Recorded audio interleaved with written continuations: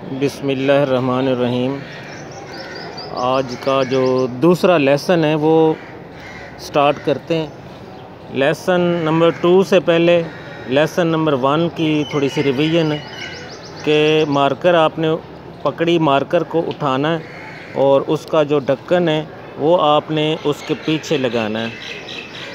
ڈھکن کو پیچھے لگایا، اس کے بعد آپ نے اس کا جو کٹ ہے وہ دیکھنا ہے، آپ کی جو یہ انگلی ہے کٹ کے بالکل سامنے ہو، یہ اس طریقے سے۔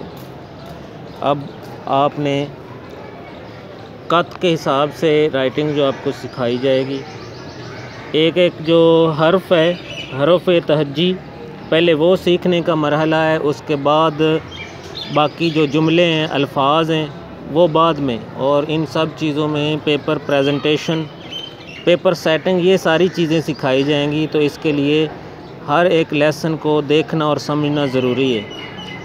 شروع کرتے ہیں۔ یہ دیکھیں، الف کو لائن کے اوپر ختم کر دینا، لائن کو یہ ٹچ نہ کرے، اس طریقے سے آپ نے الف کو لکھنا ہے کہ لائن کو یہ ٹچ نہ کرے، اور الف اور مد کے درمیان میں ایک کت کا فاصلہ ہو۔ کت کیا ہوتا ہے؟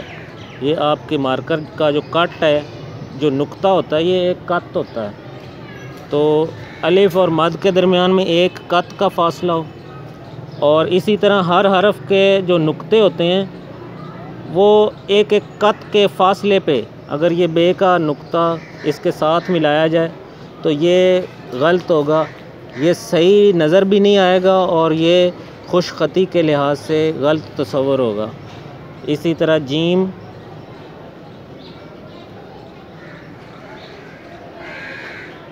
اب دیکھیں جیم جو ہے، ادھر سے بھی ایک کت، ادھر سے بھی ایک کت، اور ادھر سے بھی ایک کت، تینوں سائیڈوں سے ایک کت چھوڑ کے درمیان میں اس کا نقطہ آئے گا، تبھی جو ہے ہماری جیم پراپر لکھی جائے گی۔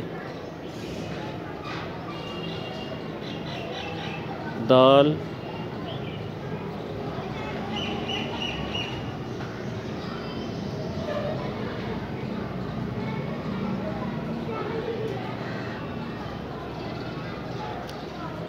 آج کے لیے اتنا ہی۔ کل انشاءاللہ آپ کو مزید جو ہے یہ نقطے اور کت کے حساب سے کیسے رائٹنگ امپروو ہوتی ہے، یہ ساری چیزیں بتائی جائیں گی۔ اللہ حافظ۔